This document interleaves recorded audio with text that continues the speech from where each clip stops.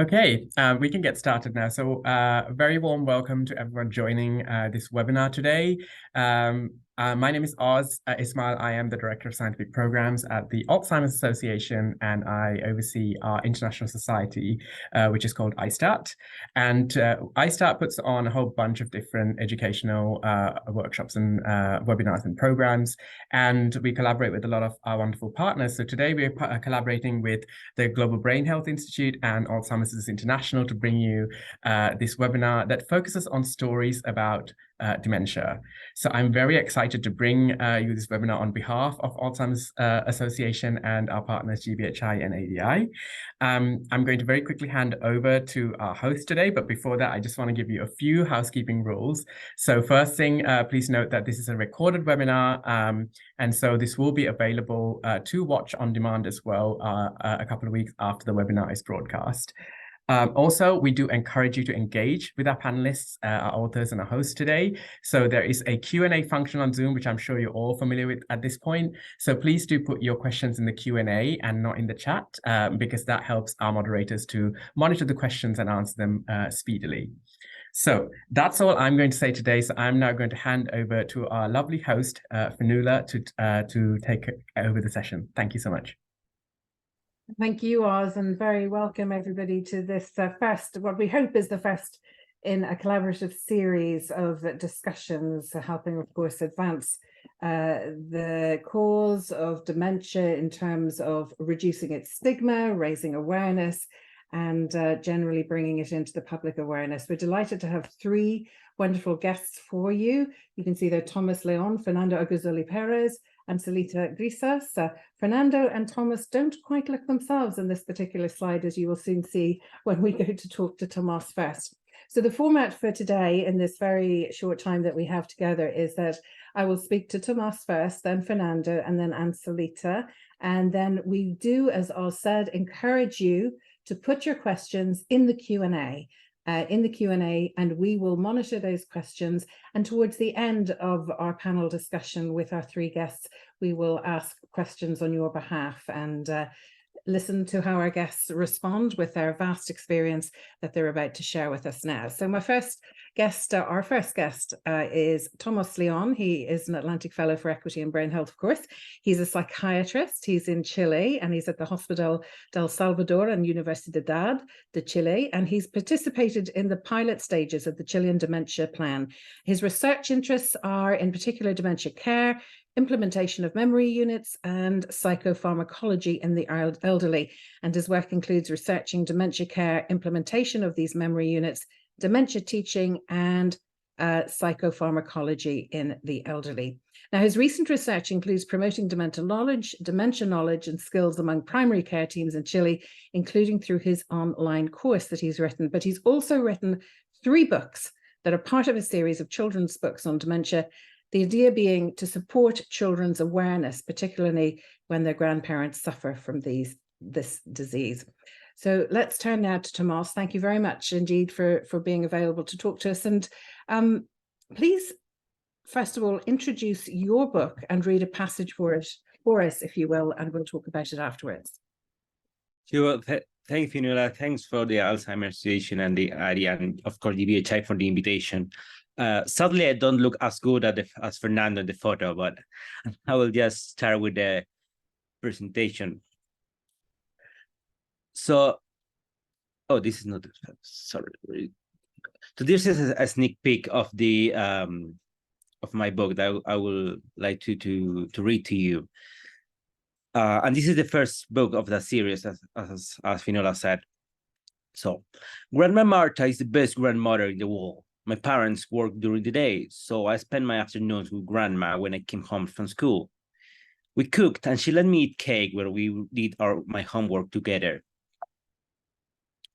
Over time, we began to play less and less. She got tired quickly and couldn't find me. She didn't laugh at my dad's jokes the way she used to, and sometimes we even had to explain them to her. Sometimes at night, when she got up to use the bathroom, she would make a mistake and come into my room instead. My parents told me that my grandmother could no longer live with us. I can take care of her, I assured them. Who will look after her while you're at school and while we are at work? Mom replied. Her disease will get worse over time. Disease? What disease? Alzheimer's. It means that grandma's brain doesn't work as well as it used to, make her forget important things. Is she going to forget about us? No, love.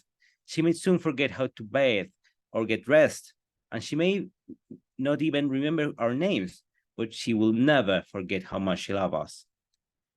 We took her to a gigantic house with many rooms and a huge dining room. Seeing this made me happy because I knew that my grandmother would be in a good company and would be surrounded by new friends. But before we left, I took a copy of the photo I liked so much from my backpack and handed it to her. Here's my Dieguito, she said, and I pointed to her face and in the photograph and said, and here's Grandma.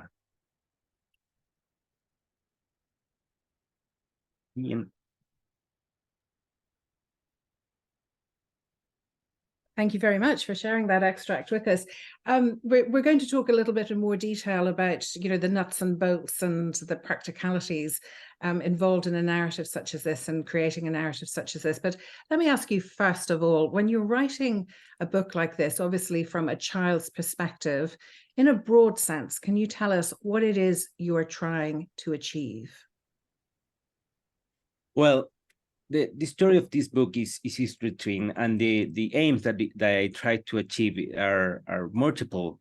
And since I have like a biomedical background, I don't feel comfortable without the slides and methodology. So let me please share some small slides. So the context is that in my country, and I think it's a reality that applies in Latin America and many countries in the world, people with dementia mainly live at home with the families. They usually live with the grandchildren. But my clinical experience is that we don't teach children about what is happening to their grandparents. We usually teach the daughters, the sons, but we don't include children in psychoeducation. What's happened to me when my grandma had dementia. And also, we know that brain health awareness should start as soon as possible. So the aim of this book, this series of books, is to be in the book that I will want to have in my childhood when my grandma has dementia, and I have fears and I have doubts that I couldn't understand, and my parents couldn't tell me because either their doctor didn't tell them, or what they understand could not be replied to me because it was too complex. So I wanted to do these books that are technically correct, but simple. Yeah, I do want it to keep it like biopathological correct. I don't want to say there is an elf in your brain that's taking your memories, because I want children to understand what is happening in their brain, but in a simple language. And the aim is to help them cope with fears, with doubts, with questions about what is happening to grandma and grandpa. And the main outcome of this is to distribute these books for free. And this is very important. These books are not meant to be for sale. I want them to distribute it among care groups, school, libraries, memory clinics. And I have started to do that in this few months. As I said, it is a series of 4 books, not only including Alzheimer's, but also vascular dementia, frontotemporal dementia, and Lewy body dementia. And the impact that I want to achieve is probably lower anxiety in the family, in the caregivers, in the child, and improve the whole family quality of life, and then subsequently improving the quality of life also from the people living with dementia. And Tomás, what has been, just if I can just jump in there quickly, what has been the reaction among children who have had an opportunity to read these books? I think it's been very, very good. I have the test group here in my house with my kids. And it's amazing because they start saying like, oh, so that's what happened to our grandma. Because I mean, our great-grandmother, because my grandma has dementia right now. So it's like, okay, so that's what happened in their brain. And they have started even using words like brain, I don't know, health, brain diseases, and it's actually a very, I won't say this is the more fun book in the world, of course, but it's one of the books they asked for me in the bedtime stories. Next to Riding Hoods and I don't know, the Three Ducks, they asked for these books to be read in their bedtime story. So I think they achieved the goal of being interested, funny, but also teach about dementia. We also have shared with some carer groups, and they have talked about the book with the children's, and the impact that they have told us is very good. I have also some teachers that have shared it with the school group, because one of the grandpas had Alzheimer, and she came to me and said, thank you, because it give me the words to be able to explain easily and with pictures and story what I could not explain all the kids about their colleague grandparent. So from that point of view, it seems that there's been a really positive reaction. So presumably you have plans, as we can see from the screen, for these publications and to expand their distribution. Yeah, and we also have like unexpected impact in the carers, not the children, but the adult carers, because they have seen their reality, their history with the people with dementia also reflected in that, how they usually previously before the dementia, they have a relationship with the person with dementia. So it has been good for them too to express their feelings of sadness also, but also hope of being better. So yeah, and in the future, what we want to do is to translate this into English, and from the English version into whichever language we were asked for. I am actually applying for a grant to do that, because we want to keep it for free. And the cool thing is that we don't only want to do like a translation, but also we want to do some cultural adaptations. So those some scenes or some phrases that could be not fit your context, I want to change it and make it a book that is suitable for each culture that we translated. And I, of course, I'm trusting my current fellows and my global network to do that. And the last point is just daydreaming, but I will want to do someday in the future some animation, like short animated videos from YouTube or stuff like that with this image, so we can get to more people. Because I know that books, I mean, I love books, but books are some kind of in the past. So I would love to translate this into YouTube videos, TikToks, or stuff like that that could reach younger audience in a better way. On a wider audience. It's interesting, though, you talk about how children that have read the books want them read as a bedtime story. Do you see this as the way forward, that it's seen as an adaptation in one's day-to-day life, as opposed to something children are taught in schools more formally? Totally. I think that we often don't trust the narrative strategy to tell books, to tell stories that are have a teaching aim, also being able to be entertained. This is a personal example, but one of my kids has a cerebral palsy, and so I get a book from a girl who also has cerebral palsy and tell her stories. It's not a technical book. It's about a book about her having adventures. But I had figured this is the best way for her to see the everyday life and learn about something. If you separate narratives to like teaching boring biological text and adventure text, you're not gonna get a good product. So what I wanted to do is to mix those, telling a story that could be interesting, could be fun, and you could even read several times because they're cool, but also that can teach you something. I mean, as someone speaking for myself who helped care for my father with Alzheimer's, as you speak, I wonder, would my approach have been different coming to it with this kind of background, as opposed to gradually, but very quickly in a very short time frame, finding myself immersed in a situation that I really wasn't equipped for, and had to really, thanks to the fellowship at the Global Brain Health Institute, it allowed me to take a step back and see things in a better context, as opposed to, unfortunately, what has been, and hopefully is changing, a doom and gloom narrative around dementia. How do children perceive changes in loved ones compared to adults or who are also loved ones? I think it's harder probably for children. That's the feedback I have been getting, because first nobody tells them, and because usually adults assume wrongly that children doesn't understand what is happening. They say general explanation like, no, she's sick, or your grandpa, your grandma is sick. Yeah, but the thing about dementias is that they don't look sick. The idea that the children had about being sick is probably having a fever or having diarrhea, because there are diseases that they can see. And when they say like, your grandma is sick, but it's sick in her brain, that is harder to understand. I mean, it's harder for us to understand when you see someone with mental health issues, but it's very hard for them to understand. So when you say, okay, what's happening is that you have a brain. The brain is trying to control what is happening in you. And there's the part that works in the memory. That's the part that works in motivation or whatever. It's getting simpler for them to understand.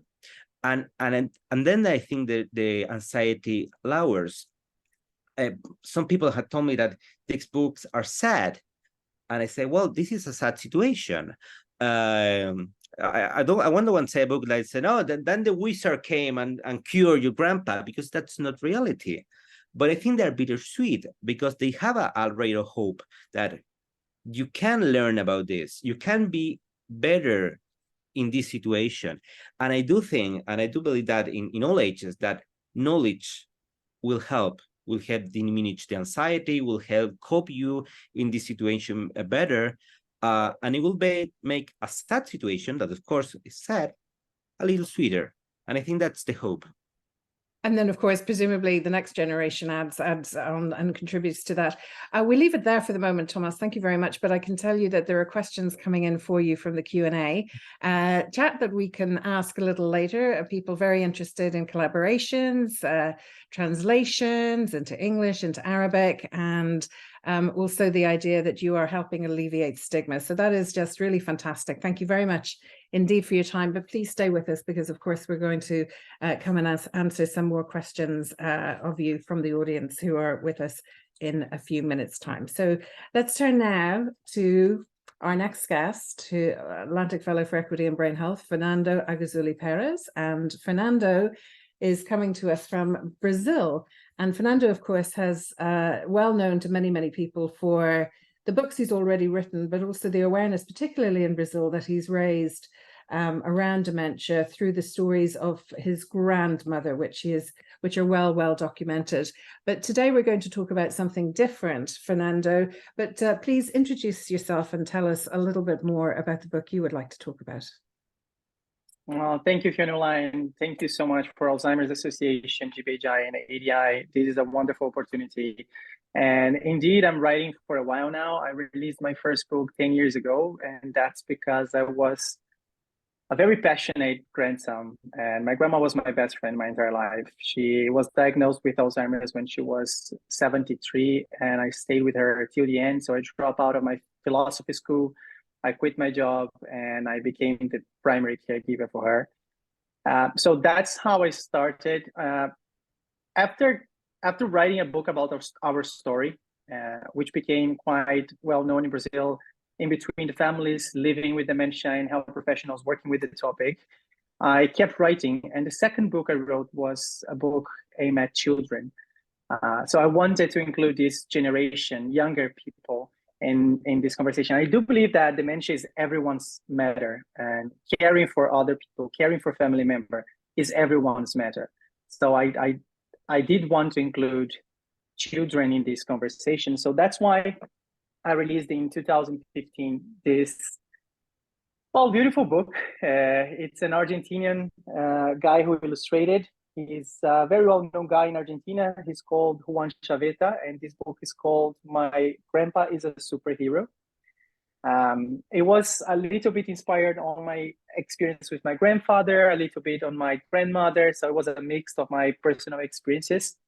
And then after that, I mean, we are going to talk about this book, but after that, I kept writing to children because I had such a beautiful experience with that, talking in the schools and talking with the children about brain health.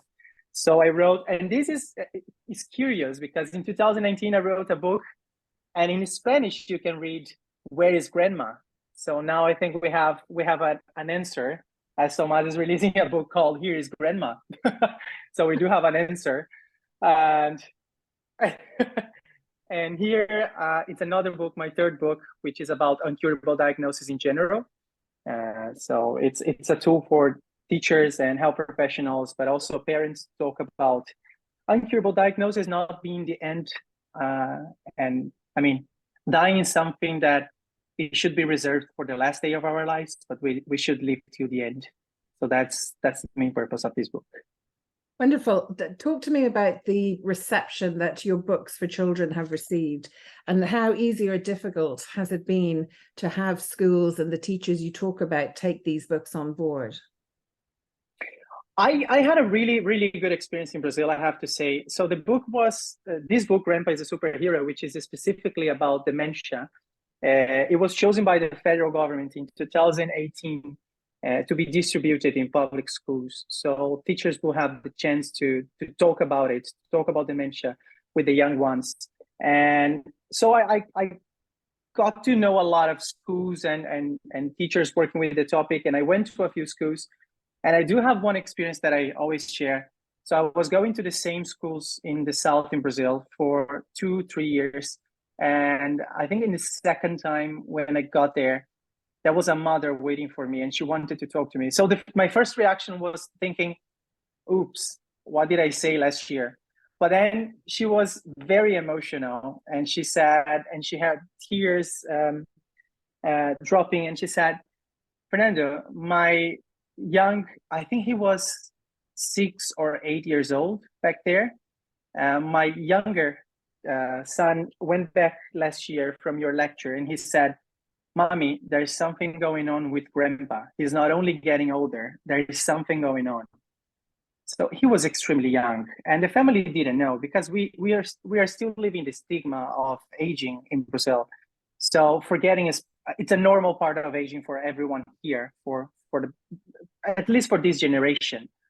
And so they took Grandpa to a geriatrician, and after a few testings, they got the diagnosis in an early stage where, I mean, we do have people living with dementia watching us right now. I saw in the chat a few comments, and this doesn't happen in Brazil. It's quite rare to have the opportunity to being diagnosed in a very early stage where you can still decide how you want to be cared in the future and all this stuff. So it was really rewarding to have this experience with this family, and I hope this is being multiplied in other parts of the country.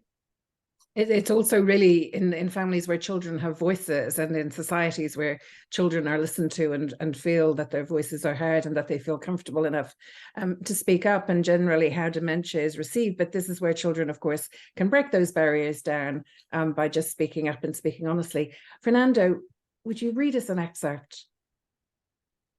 Yes, definitely. But just a quick comment about what you just said. It happened before. I mean, we tried to teach those driving about road safety education, and it wasn't working. It wasn't working at all. So we shifted this approach to the schools to teach these generations. So maybe this generation would just teach their parents about road safety, and it happened. So what I want to do is I want to try something similar. Go to the schools first and try to teach the kids how to deal with dementia, how to understand better the symptoms, and that life is still going on. I mean, it's not the end. One of my books is called Alzheimer's is Not the End, which I really believe. So yes, a part of my book, this is the last page. So the next morning, I gave a gift to Grandpa. "What is this, my dear friend?" he asked. "It's us, Grandpa, and this is Alzheimer." "What did you get that name?" I heard Mom saying that you have Alzheimer. Is it very bad, Grandpa? Grandpa went to the mirror and looked at himself. I saw him take a deep breath, turn around, and come back towards me. This means that Grandpa will forget many things from now on. But I need you to promise me something from the bottom of your heart. Can you do that? I nodded, indicating yes. If one day Grandpa forgets who you are, promise that you will never forget Grandpa. He hugged me very, very, very tightly and gave me a kiss on the forehead before saying, shall we play something? And so life went on, and Grandpa continued to be my grandfather, but also my best friend. So this was a little bit of my experience with my grandma. I mean, as Tomás was saying, she never forgot the feeling she had for me. And I don't know how many times she looked at me and she just said, it's so funny. And I would ask, why? What's funny? I know that I love you deeply, but I cannot remember why. So she knew the feeling, but connecting this feeling to the image of her grandson or even with her own image in a mirror, that was the challenge. But yeah. Well, thank you very much for reading that excerpt. It really reminds us of the special connection and bond that grandparents can have with their grandchildren, and somehow that maybe some sort of imperceptible walls are broken or barriers are broken down just by the presence of grandchildren when spending time with grandparents. A final question, if I may, about the process of writing the book. And you believe, from what you've been saying, that there is a very clear trajectory between writing books for children, helping children understand, and earlier diagnosis and perhaps better diagnosis of dementia. I mean, everything is awareness, right? So if we are bringing awareness to people living dementia in early stage so they can look for the diagnosis themselves, if we are looking for awareness in other generations, why not to talk to children about it? I mean, they can participate in life, right? I wouldn't like myself being putting away, not being living with my grandma till the end. It doesn't matter the diagnosis. It doesn't matter the symptoms. I mean, children will repeat, will forget. It will be the same, honestly. So sometimes we are afraid of how to explain. We are afraid of putting them to just live together. But honestly, they are more close to each other than we actually imagine. And we are judging the situation, but they don't judge. They will repeat as well. They will forget as well. And life keeps going. And we are now at the point where we are translating the book for African languages. I think it's not a secret that for many African languages, there's no word for dementia. You and I, we saw that in Santiago de Compostela, walking with a lot of colleagues from Atlantic coming from African countries. And they ended up relying on metaphors to explain dementia when diagnosing, which may increase stigma. So we are translating the book now, and hopefully this will help as well people living with dementia and their family members in Africa. So this might be something that we'd like to touch on when we've heard from Ansilta, is the challenges of actually physically getting a book printed. I know that we can share things digitally these days, and that is increasingly the way, but obviously for children, it's a very emotional but also tangible experience actually holding a book and seeing pictures. Is that something that you've had difficulty with, Fernando, just before we leave you, getting the funds together to get books printed and then distributed? I was lucky enough. So I started my career writing. I am a journalist myself, and I started writing. So I had my book first released about my experience with my grandma, and this was almost 500,000 copies. So I got lucky enough to get publishing houses willing to publish the book. I know that it's quite challenging to cover for that ourselves as authors, but I guess I was lucky enough. Well, that's always good to hear, because it can be a challenge for people once they have put their ideas down on paper to help actually see them come to fruition. Fernando, for the moment, thank you very much. We will have sure questions for you coming from the audience shortly. But let's turn now to our final, third guest, Ansilta Grizas, who is joining us from Buenos Aires. And hi, also. Hi, Fionnuala. Hi, it's good to see you.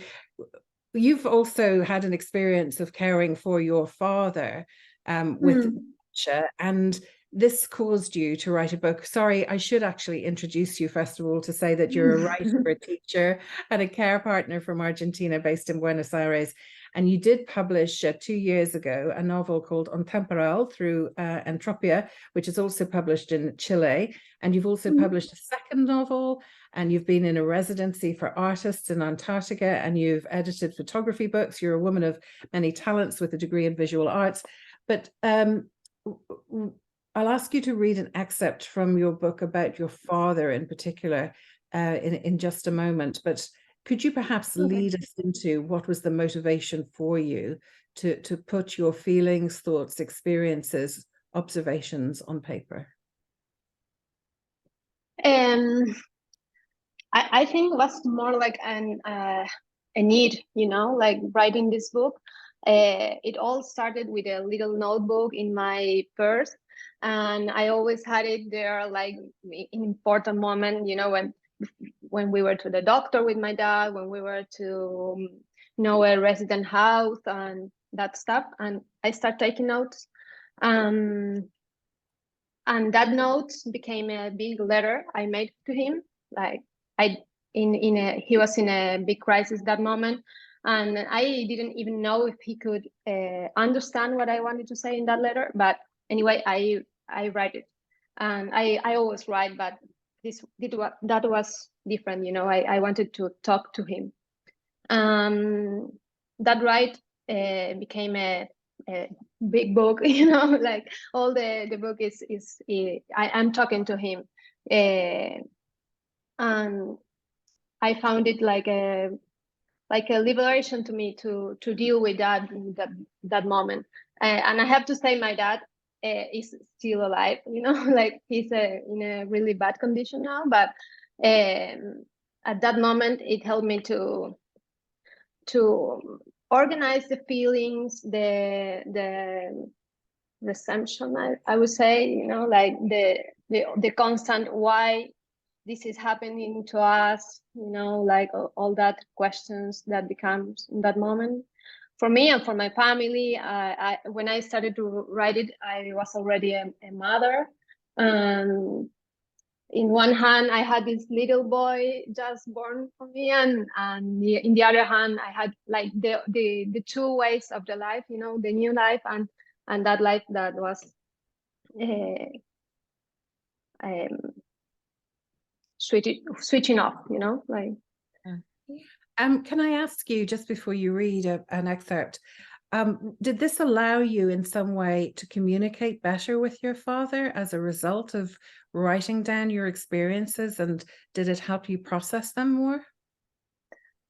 I think the process you said, the communication was always the same. I think it helped me in a way to forgive the situation, you know, like forgive to God or whatever is up there, you know, but to forgive me and the family and what was going on with this. Also helped me to put like a good perspective on the things that were happening to us. I read a lot of book about the disease and also I love the books about the grief and the father and daughter or father or son relationship, and I think that's more about the book, you know, the bond, the father and the daughter bond, and I think yes, helped me a lot to forgive me for what I was feeling about my father disease, and help me deal with everything since then. I think was a great or a grand path for me in that process, you know, like a daughter who's carrying a father. And also, if I may say, from my own experience, to help you learn to adapt your responses to his evolving situation and his reactions and new experiences for you that one may not understand in the beginning, but then learn to adapt, like don't argue, just learn to find a different way yourself of helping him.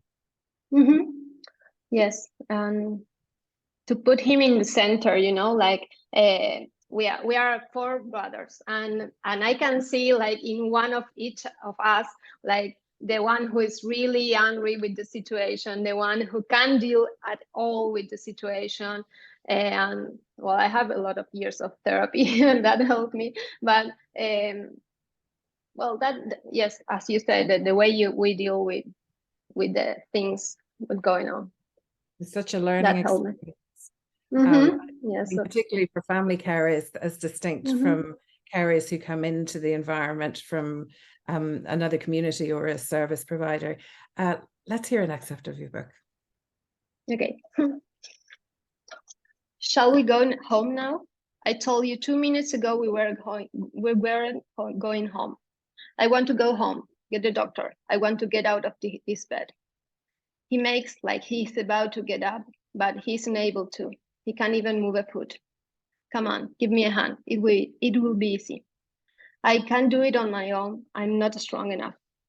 Our last name is misspelled on the foreback. I squint, letting each letter swirl around in my head.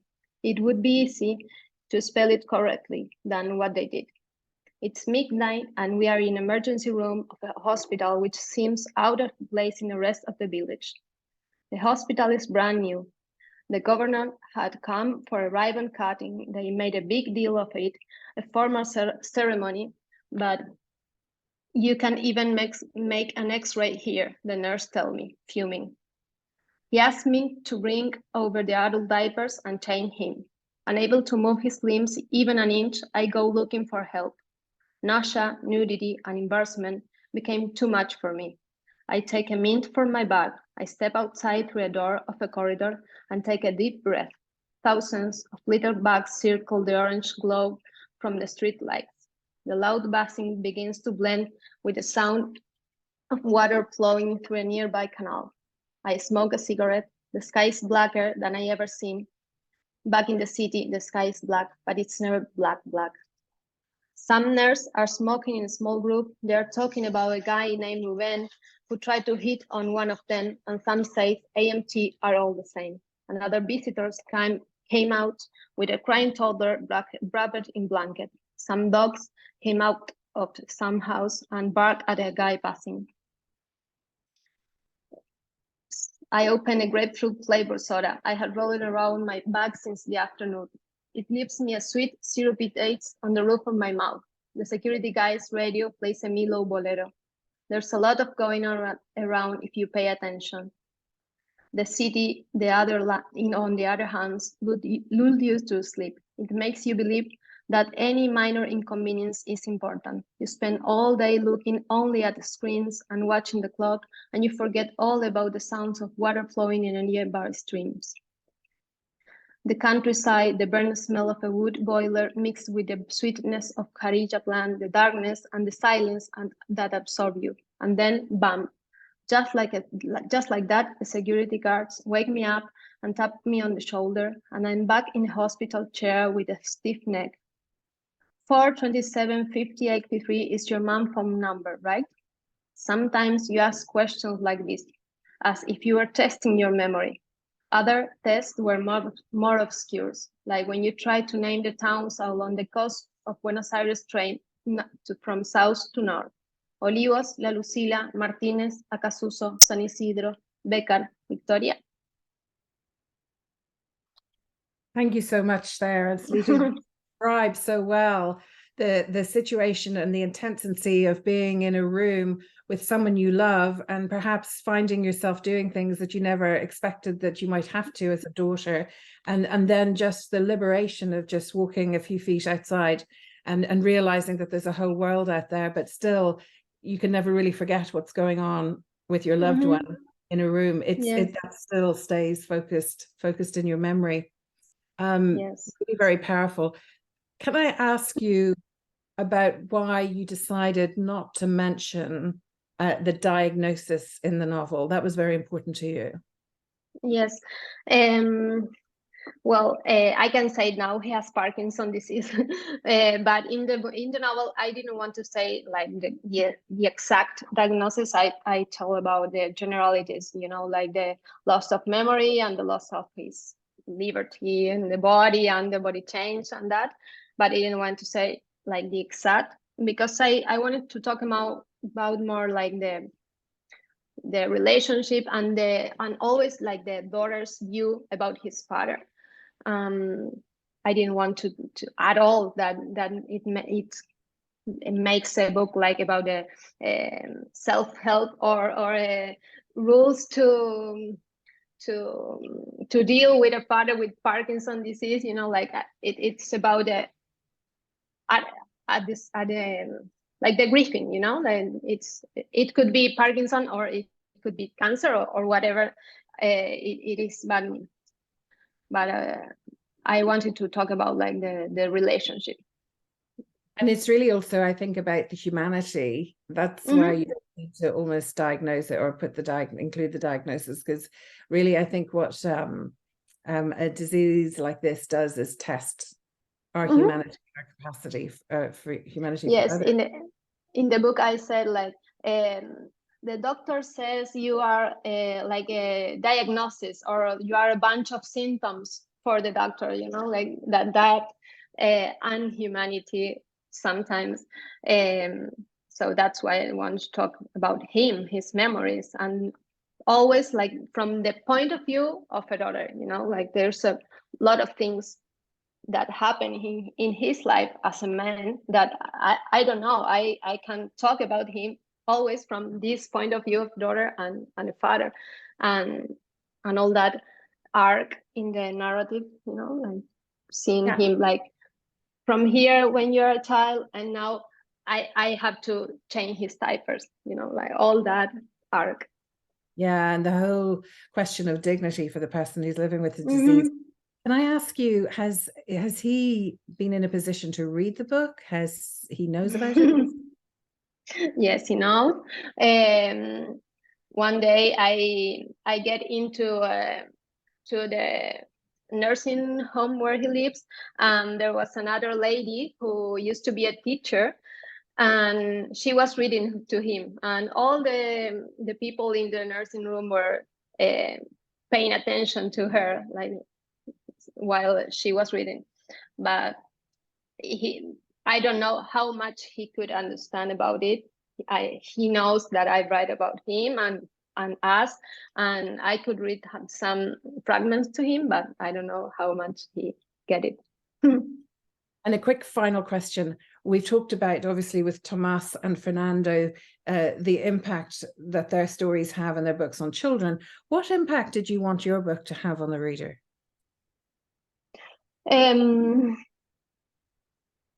I think I like when they say my father has any disease at all, but I love it when like you make me think about our bond, you know, like more like going more about like the disease and about the people who has been in a similar situation. One day someone told me, oh, I wish I could read this book while my father was still alive, you know, like that things make me feel good. And yes, I think that. That's wonderful. Thank you very much. Please stay with us. Thank you. We have a number of questions coming in, and Fernando and Tomás, of course, can join us back on camera because some questions are for them. But Ansilta, when you've had a chance to sip some water and catch your breath, there is a question from someone who has joined us today saying, wonderful stories from Tomás, Fernando and Ansilta, saying, quote, I loved Ansilta's book. I want to ask her how she thinks that negative and stressful situations as caregivers can have paradoxical positive impacts. And how do you think, Ansilta, that awareness can help other families in San Juan, your birthplace, her birthplace?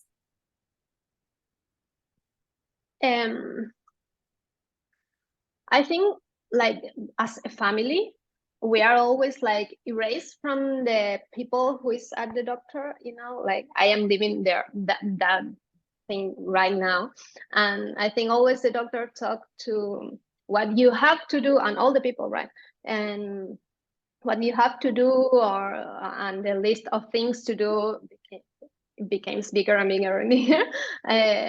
But well, I think this disease and like the dementia and that kind of disease is one people suffering, but it's a family disease, you know, like all the circle around is going through these things. And I don't know, it's my father has been 20 years from his diagnosis. Like it's a lot if they have in my life. It is a long time, and it's quite a trajectory. Ansilta, take a break for a moment. We have other comments and questions, and I would encourage anybody who has any questions whatsoever to get in touch with us now. Please put them in the Q&A, not the chat. Please put them in the Q&A. Fernando, there is a comment from Marcia, who says that she'll use your books in her pilot projects to introduce concepts of dementia, aging and brain health into primary schools as a course for teachers. That's fantastic, Marcia. I don't know where you're writing to us from. I don't know where you're joining us from today, but one question I would have for Fernando is, what are the prospects of books like these going onto the curriculum for children, and how do you feel about that, given that Tomás said earlier that in some ways, you know, there is something about children reading a book as a bedtime story rather than as a part of a formal education? I mean, we have a few challenges regarding that. I do see my books in a lot of private schools, but challenge is to include these books in the curriculum in the public schools, and that's the main group that we need to target in order to shift the stigma in some part of the society that is very needed. In the last government in Brazil, we had an issue. So new books were not coming into the schools. Everything was stopped for 4 years. So now we are slowly coming back, and hopefully we are going to get more books, not only talking about dementia, other challenging diagnoses, but also about other equity-focused areas. So we need these books in the schools. We need to find a way for financing these books. Not only one per school, one for the library.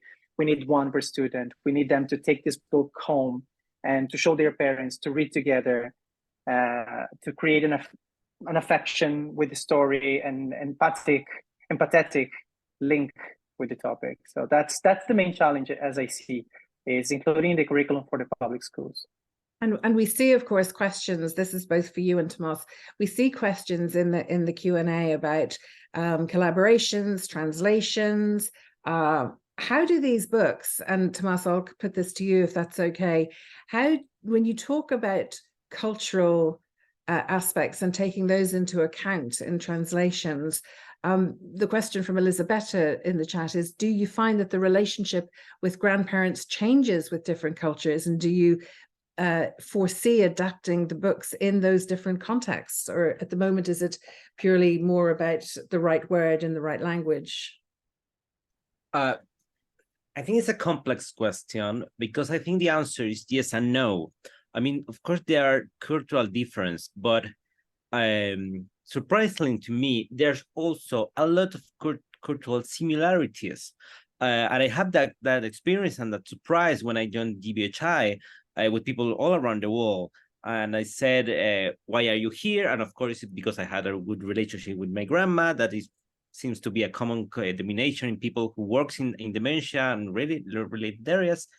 And when I mentioned the kind of relationship, how my grandpa lives in our houses, how it related with me, with my parents, a lot of people from different cultures, they say like, that is like us. It is the same thing that is happening in India, in Vietnam. So there's some things that we think that are very Latino, like the big, I don't know, big, fighty, powerful grandma. And people in Asia say like, we also have that context of the big, powerful grandma. probably the way it express is different, but the idea is not that different at all. But of course, I'm humble, and I assume that there are cultural difference. So when I translate, when I'm gonna translate, I not only want to do like the word for word translation, but also I want to share with people who are from the area, from the culture, and say like, does seems right for you? Like this word, this idea, this interaction between the character works in your context. Quick example: in the fourth book that we have about vascular dementia, at least in Chile, and I think in the whole Latin America, we have a concept that is this derrame, that's spilled, like when you spill milk. We have the expression that when people have a stroke, they have a derrame, the spill of brain in the brain, of blood in the brain.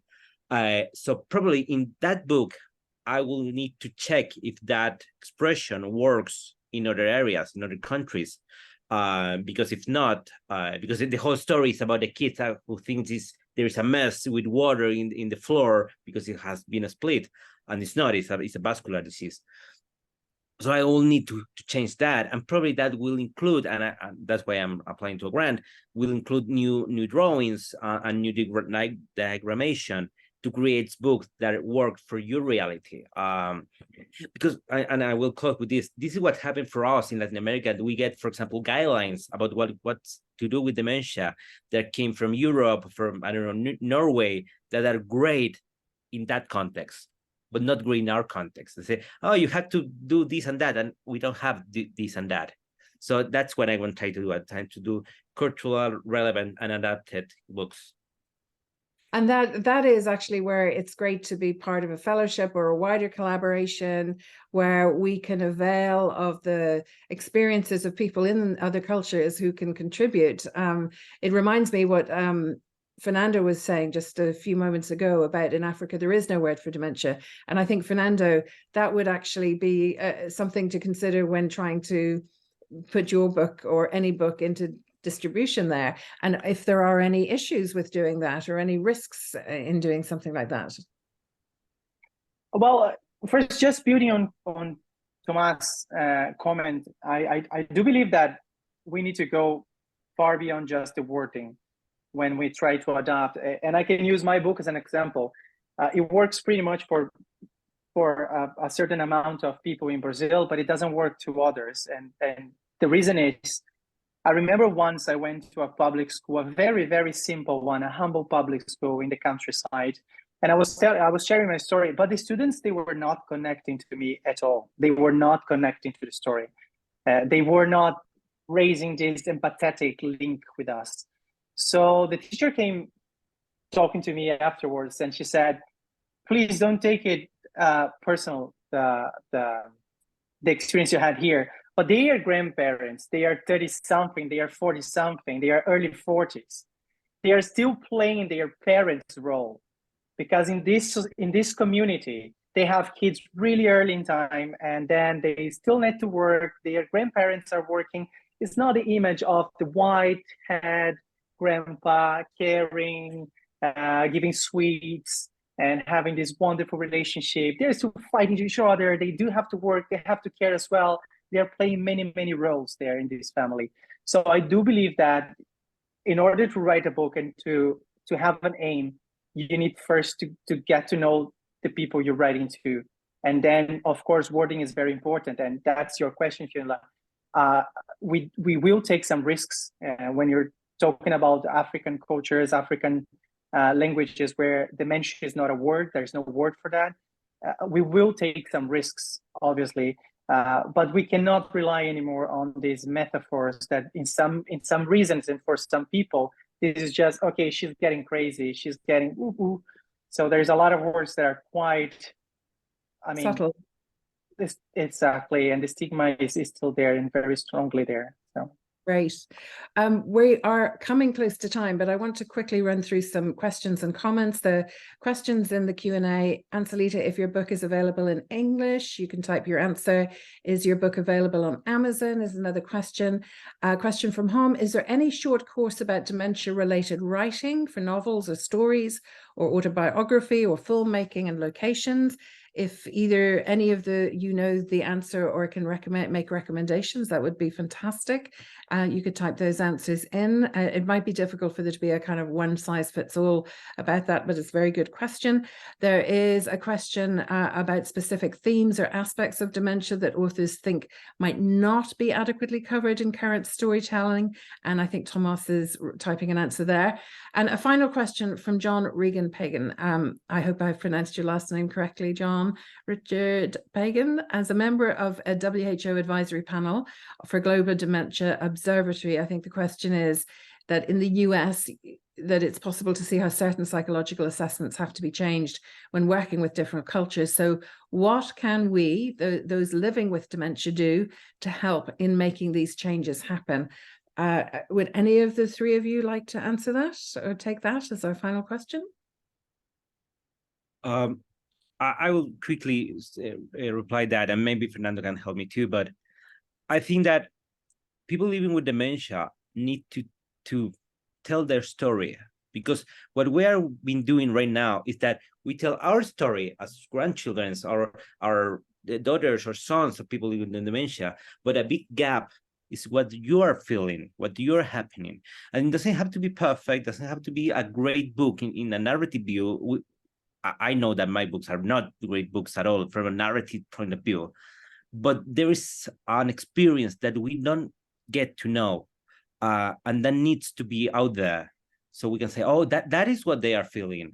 This is the words that they like to be used, because we usually assume that something is good, this is a good expression, it's hurtful expression, when we don't know, because we are not living with dementia. We're living with people living with dementia, but we're not living with dementia. So tell us your story. It could be boring, it could be, I don't know, you remember half of it, I don't care. Tell us your story, because we want to know. And that is the best way to see you, not as patients, but as people who have a disease. I'm not sure if Ansilta has something to say about this, or Fernando. Fernando, of course, you're very closely involved with people living with dementia. In fact, even I can see on the Q&A here, and the importance here of respecting the dignity of the person who has dementia, but also sharing their story accurately and allowing them to share their story as they can and will. Yeah, so I think, first of all, Laurie and John, and I do know both of them, and Laurie is one of my best friends. I mean, nothing that I do, no book that I write, I have the intention of releasing without someone with dementia reading, without someone with dementia telling me, okay, that passage of the book is not really good to us, at least. It's not being respectful. At least don't be so straightforward. So everything that I do, I first give this work to someone living with dementia to help me understand if I'm doing it right or not. But I agree completely with Tomás. You don't need us to write for you. I mean, we are allies. Tomás is a physician. Ansilta and I, we work here. But someone living with dementia, we cannot replace that. So raise your voice, share your story, and this will be important to all of us. And you will end up inspiring us on our purpose, which is, I mean, everyone wants a better future for people living with dementia and their carers, the entire care ecosystem. So just raise your voice and be there. And a final word from you, Ansilta. I mean, obviously, writing about your father is a very, very personal experience. But if you had any final thoughts you'd like to share with us about what Fernando and Tomás have been commenting on, they'd be more than welcome. Right, thank you. No, I just wanted to say thank you, and I think this place is, like I said the other day, it's the first time I had the opportunity to talk about with this kind of public, and it's always been, I always been invited to literature interviews, but never in this context, and I feel very welcome here. And well, thank you for the invitation. And thank you, Ansilta and Fernando and Tomás for sharing. I want to say insights, but it's more than insights, because you've taken experience and you've done something creative with that experience and really help spread the word and destigmatize dementia and help those living with the disease. Very briefly, like to thank everybody for taking part in this call. Of course, GBHI, ADI, Alzheimer's Association. And of course, finally, would like to thank Oz, who introduced this session, and to let him close with a few words. Oz. Thank you so much to all of our authors. That was such a lovely and wonderful and touching a series of books that you shared with us, and I'm so keen to read them. Fionnuala, thank you so much for moderating such a wonderful conversation. I really enjoyed this hour. I hope everybody else did too. And I really hope we can continue to bring these types of webinars with our partners at GBHI and also ADI. Thank you so much for partnering with us. And yeah, stay tuned. I put the link to iStar in the chat. We will keep posting about any webinars like this and others as well. So please do join us. But for now, thank you so much and hope you have a wonderful rest of the day and week.